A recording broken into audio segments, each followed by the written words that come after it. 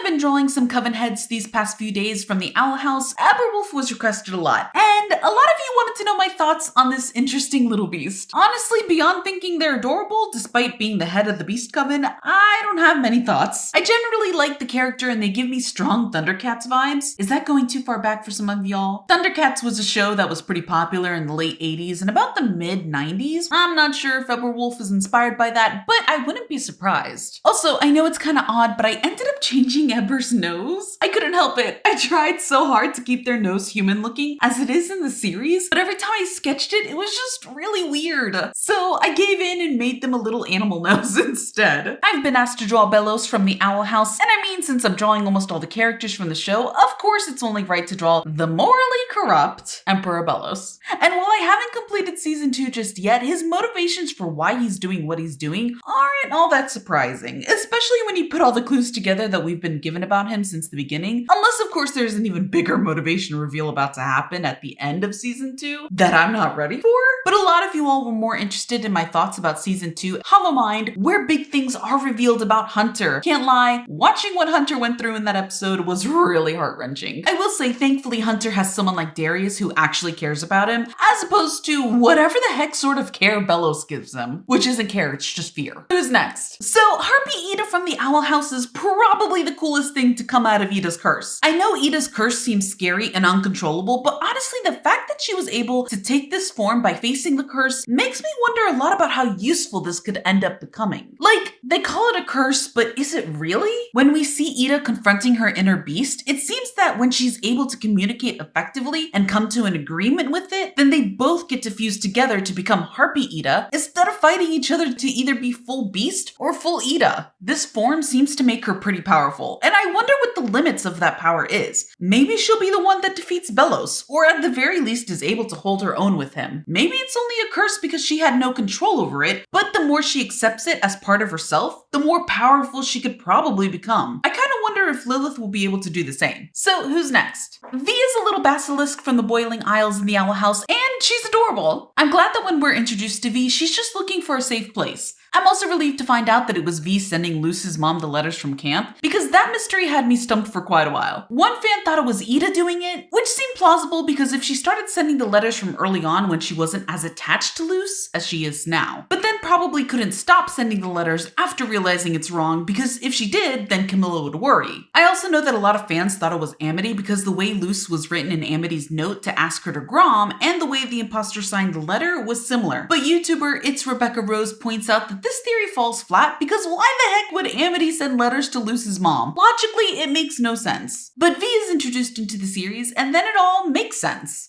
So, who's next? Of course, since I'm finishing up season 2, I figured I'd redraw Willow since her design has had a change from season 1. In season 1, I really loved her short hair and timid personality, but she's really grown since then. And I'm absolutely loving the low pigtails on her hair, the green hair dye stripe that she's got in her bangs, but most of all, Willow's personality growth has really been the best thing. She goes from half a witch Willow to practically a plant witch prodigy, in my opinion. Like, Terra Snapdragon better watch her back. I'm just saying. But my favorite episode so far, well, aside from Any Sport in a Storm, is probably the one where her and Amity start working on their friendship finally. And it's kind of rocky at first, because Amity underestimates Willow's abilities still. But I love how we see Willow blossom, pun intended, into this powerful witch that we shouldn't be underestimating now. So who's next? I know we all love a good redemption arc, but I just want to know which Owl House redemption arc is your favorite, and why is it Steve? So Steve is probably the most iconic character at this point, and that's saying a lot considering he has about roughly 5 minutes worth of screen time throughout seasons 1 and 2. But despite that, Steve has significant growth, going from an all hail the Emperor type dude and trashing books to the side to feeling empathy for possibly new recruits and what they have to go through in training. Especially when he admits this regret to Hunter and about having to give up his palisman. And we just get this very awesome real side of him, of this person who is disillusioned about the Emperor's coven. But my favorite fact, according to Dana, is he's actually Methomil's older half-brother, and Methomil supposedly looks up to Steve, and that's why their haircuts are similar. I don't know, I just find that small tidbit to be super cute. So who should I draw next from the Owl House? Scarra from the Owl House is way too cute to not have more screen time. But I get that not every character can be a main one. I think what it is is that the show is just really good at creating characters and their personalities, that even with minor or background characters, you just want to know more about them. Like with Steve. Despite his 5-minute screen time throughout seasons 1 and 2, a lot of us got super emotionally invested with that one. And I feel like a lot of us can say the same for Scarra too.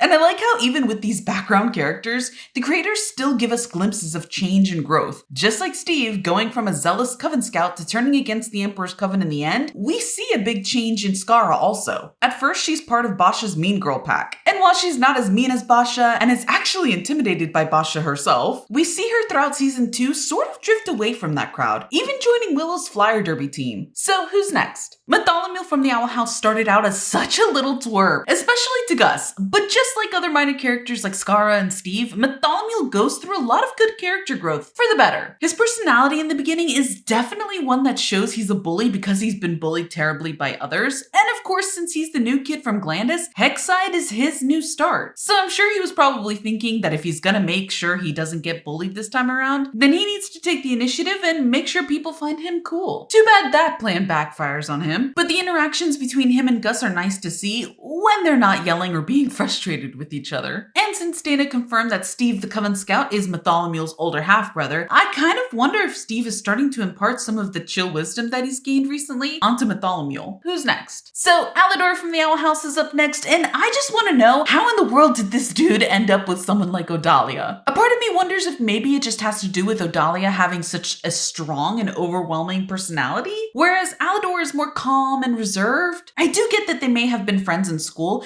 as we see them hanging out in the background with Darius in a flashback episode, but is it possible that maybe their marriage was more so arranged? This is just me sort of thinking out loud because everything is so precise in the lives of Adalia and her husband and kids. It wouldn't surprise me if Adalia and Alador's parents were the same and sort of urged their children to be together for the sake of family reputation. But just like with a lot of other secondary characters, Alador's character has some significant growth in season 2 and he becomes way more likable. So who should I draw next from the Owl House? Adalia Blight from the Owl House is such a witch. Well, obviously she is, but in terms of just how awful she is as a character, she's pretty terrible. She only cares about one thing, and that's herself, it seems. She's extremely controlling over her kids, she lacks empathy, she has no remorse, and lastly, she's a huge manipulator as we see her convince Luce to be her guinea pig for her husband's newest abominator. Does this character have no redeemable qualities? Short answer is no. Long answer?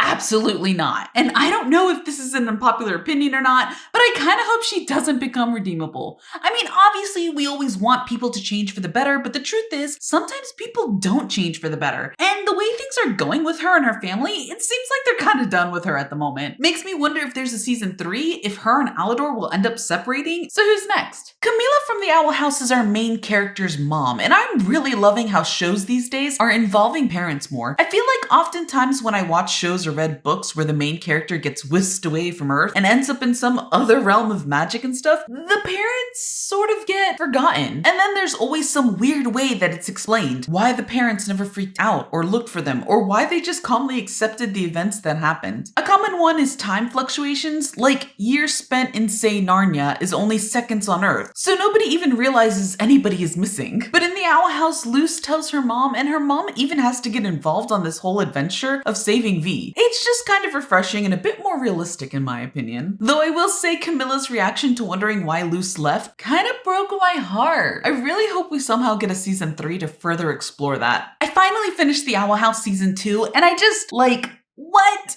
I'm still processing it all because what the heck was that last episode? Not in a hate way, but more of a I'm not forming any cohesive thoughts at the moment kind of way. Regardless, I finally got to the collector and oh, do I have so many more questions than I do answers. This little dude is bad news.